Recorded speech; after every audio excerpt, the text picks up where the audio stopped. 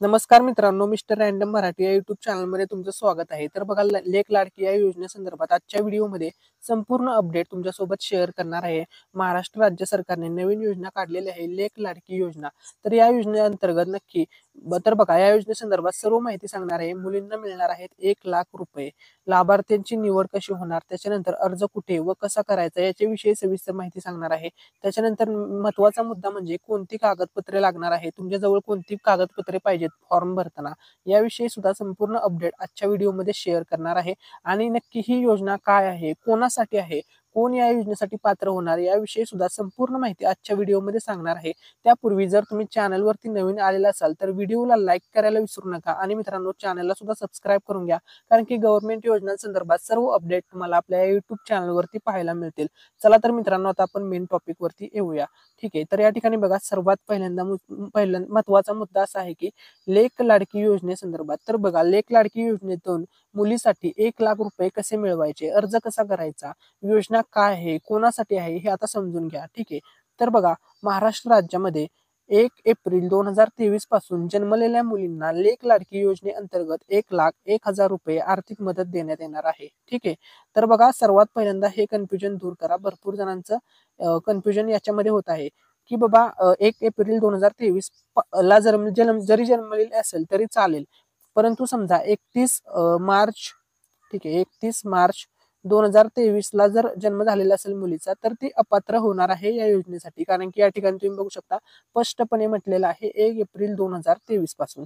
ठीक आहे, त्याच्यानंतर महत्वाचा मुद्दा, लाभार्थ्याची निवड कशी होणार ते बघा. आता सर्वात महत्वाचा मुद्दा, ही योजना पिवळ्या व केशरी शिधापत्रिका म्हणजे रेशन कार्ड कुटुंबामध्ये 1 एप्रिल 2023 रोजी वा त्यानंतर जन्माला येणाऱ्या 1 अथवा 2 मुलींना लागू राहील. एक मुलगा व एक मुलगी असल्यास मुलीला लागू राहील. ही योजना फक्त मुलींसाठी आहे, मुलांना लागू राहणार नाही. जरी 1 एप्रिल 2023 नंतर मुलगा वगैरे जन्मला असेल तर त्या मुलासाठी नाही, ही योजना फक्त मुलीसाठी आहे, हे लक्षामध्ये घ्या. पहिल्यांदा, अपत्याच्या 3ऱ्या हप्त्यासाठी व अपत्याच्या 2ऱ्या हप्त्यासाठी अर्ज सादर करताना माता पित्याने कुटुंब नियोजन प्रमाणपत्र सादर करणे अनिवार्य राहील. तुम्हाला फॉर्म भरताना कुटुंब नियोजन प्रमाणपत्र सादर करावं लागणार आहे.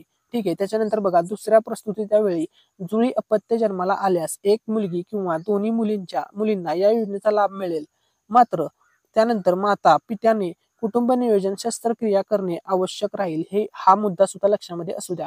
ठीक आहे, त्याच्यानंतर आता बघा, लाभार्थ्याची निवड कशी होणार आहे, हा सुद्धा अतिशय महत्वपूर्ण पॉईंट आहे. तर निवड कशी होणार हे बघा, 1 एप्रिल 2023 पूर्वी एक मुलगी किंवा एक मुलगा आहे व त्यानंतर जन्माला आलेल्या दुसऱ्या मुलीस किंवा जुळ्या मुली स्वतंत्र ही योजना लागू राहील. या मुलींना ही योजना लागू राहणार आहे. त्याच्यानंतर काही अटी आहेत. त्या अटी कोणत्या आहेत तर बघा, लाभार्थीचे कुटुंब महाराष्ट्र राज्य रहिवासी असणे आवश्यक राहील. लाभार्थीचे बँक खाते महाराष्ट्र राज्यात असणे आवश्यक आहे. लाभार्थी कुटुंबाचे वार्षिक उत्पन्न रक्कम 1,00,000 रुपयांपेक्षा जास्त नसावे.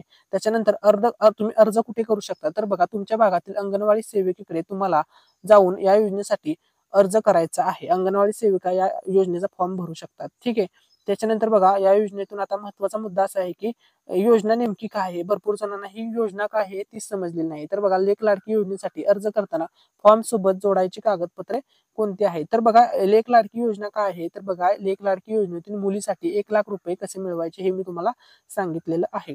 तर आता कागदपत्रे खालील प्रमाणे आहेत. ती कागदपत्रे कोणती आहेत ते बघा, लाभार्थीचा जन्म दाखला, उत्पन्न दाखला, वार्षिक उत्पन्न 1,00,000 पेक्षा जास्त नसावे, लाभार्थीचे आधार कार्ड, पालकांचे आधार कार्ड, बँक पासबुक आणि त्याच्यानंतर नेक्स्ट डॉक्युमेंट आहे रेशन कार्ड. पिवळ्या किंवा केशरी रेशन कार्ड असेल तरी चालणार आहे. त्याच्यानंतर ही एक अतिशय महत्वपूर्ण सूचना आहे की असा फॉर्म 5 पेजेसचा फॉर्म तुम्हाला भेटेल.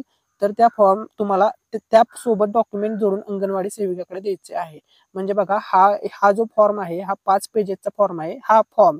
आणि हे जे मी तुम्हाला 6 डॉक्युमेंट सांगितले, हे 6 डॉक्युमेंट एक साथ जोडून अंगणवाडी सेविकेकडे द्यायचे आहे. Thanks for watching.